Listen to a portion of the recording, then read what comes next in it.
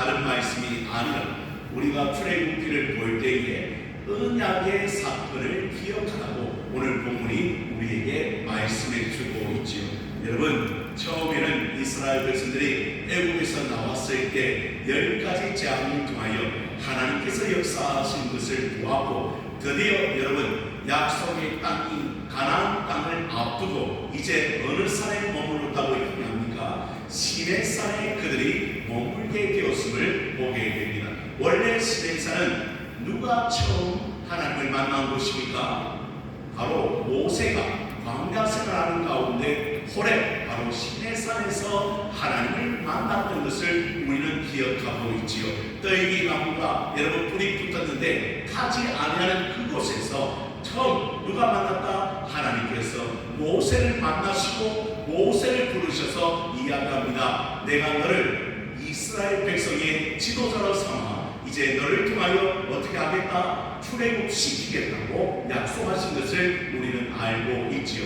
그래서 그 사건이 있은 후에 드디어 어떻게 됩니까? 그 약속의 말씀대로 그들이 출애굽을 하게 되었고 3개월쯤 지나 어느 산에 도착했다? 시내산에 도착했던 것을 우리는 보게 됩니다. 그래서 놀라운 것은 오늘 본문의 말씀을 보니까 시내산에서 하나님께서 뭐에 이야기하려고 하더니 3절의 말씀을 보면 이렇게 되어 있습니다. 모세가 누구 앞에 올라가니? 하나님 앞에 올라가니 여호와께서 산에서 그를 불러 말씀하시되 너는 이같이 야곱의 집에 말하고 이스라엘 자손들에게 말하라. 여러분, 하나님께서 지금 누구에게 말씀하십니까? 바로 모세에게 말씀해 주시고 그 모세가 어떻게 합니까? 이스라엘 백성들에게 전하는 방식으로 하나님께서 이스라엘 백성들에게 하나님의 뜻을 가르쳐 주는 것을 우리는 보게 됩니다. 여러분, 그래서 모세가 하나님과 이스라엘 사이에 뭐가 되는 것이죠? 중보자가 되는 것이죠. 그렇죠? 늘 모세의 역할이 그런 역할이었습니다. 그러면 하나님은 누구에게 말씀하시고 모세에게 말씀하시고 모세는 또 누구에게 그 하나님의 말씀을 전합니까? 이스라엘 백성에게 말씀을 전하는 이런 중보자의 역할 뿐만 아니라 위험이나 어려움이 처했을 때 누가 백성을 대표하여 하나님 앞에 기도합니까? 모세가 백성을 대표하여 하나님 앞에 기도하는 중보자의 역할을 감당하는 것을 볼 수가 있지요. 그래서 드디어 하나님이 모세에게 말씀하시는데 뭐라고 말씀하셨습니까? 4절의 말씀을 보십시오. 내가 애굽 사람에게 어떻게 행하였습니까? 내가 어떻게 독수리 날개로 너희를 업어 내게로 인도하였음을 너희가 보았느니라. 여러분, 누가 이 일을 보았다고 얘기합니까? 바로 이스라엘 백성들이 하나님의 크신 역사를 보았다고 하나님은 말씀해 주고 있죠.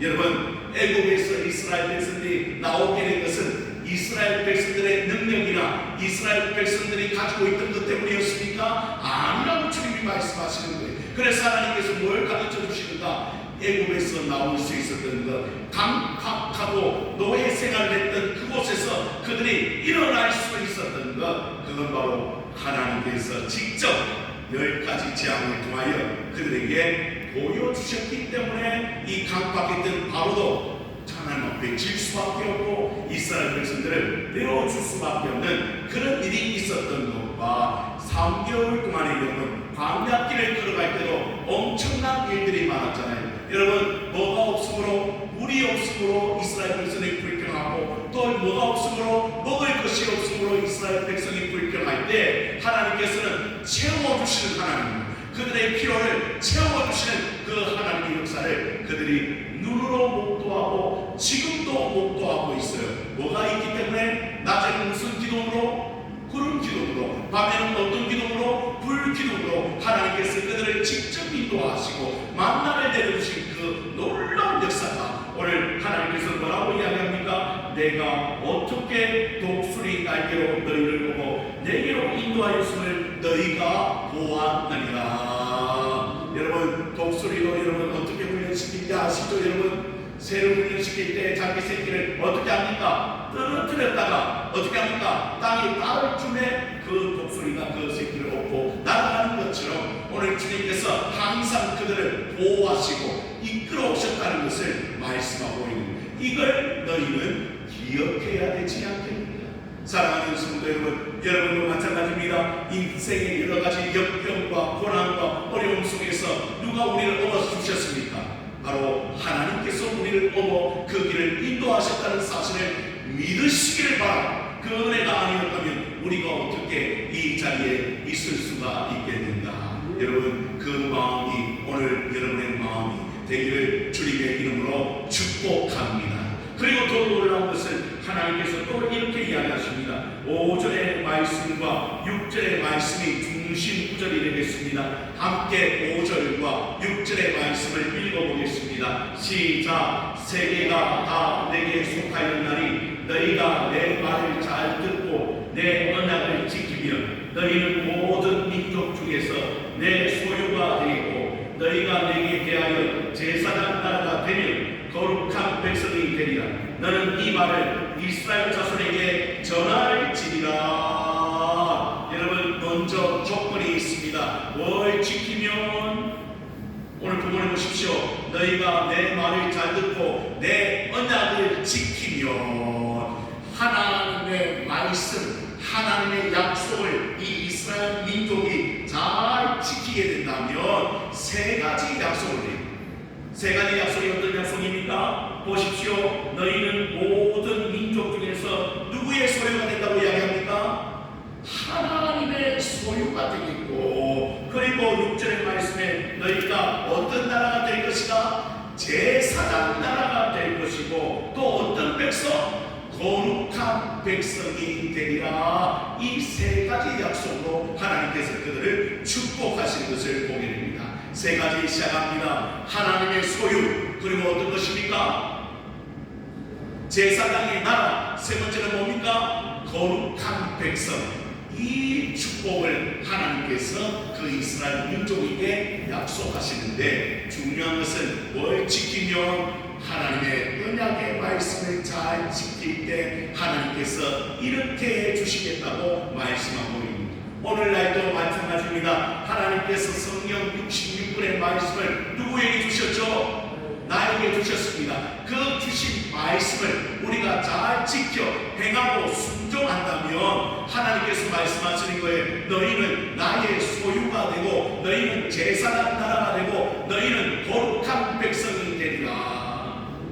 여러분, 오늘 그러한 은혜가 우리 가운데 있기를 축복합니다. 그래서 놀라운 것은 하나님의 약속의 말씀은 변치 않기 때문에, 여러분, 이때 말하는 소유라는 단어는요, 보물이라는 단어입니다.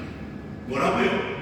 보물. 하나님께서 우리를 자기의 보물로 삼으시겠다는, 존귀한 자로 삼으시겠다는, 야, 이 같은 축복이 얼마나 큰 축복인지.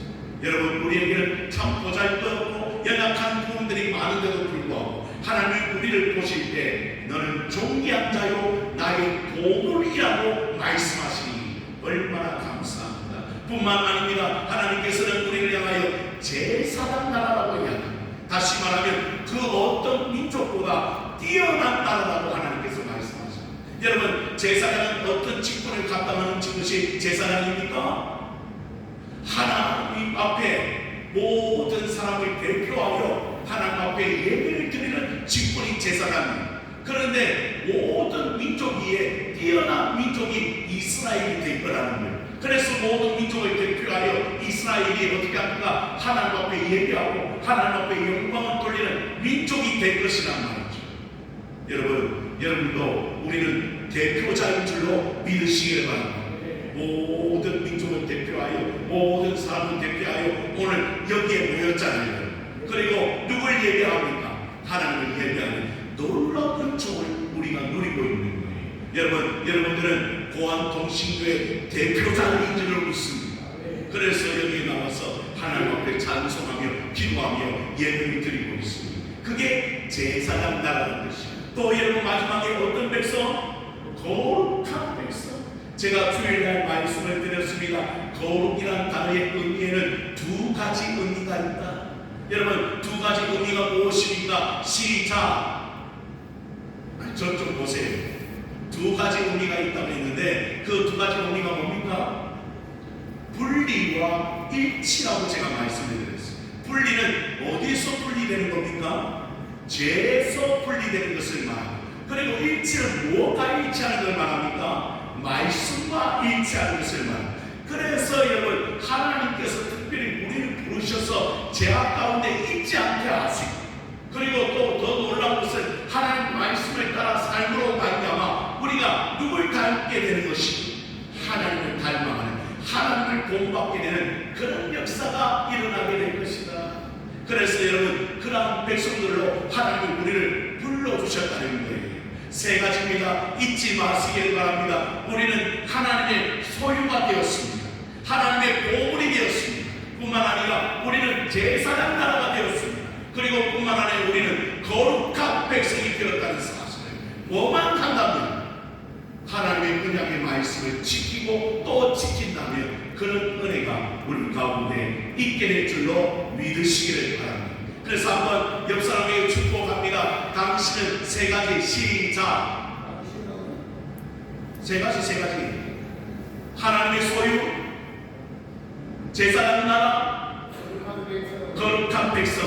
아멘입니까 여러분? 이러한 은혜가 오늘 우리 가운데 있음에 우리가 얼마나 감사한지. 사랑하는 성도 여러분, 그런 하나님의 영적인 백성들이 다 되어지기를 주님의 이름으로 축복합니다.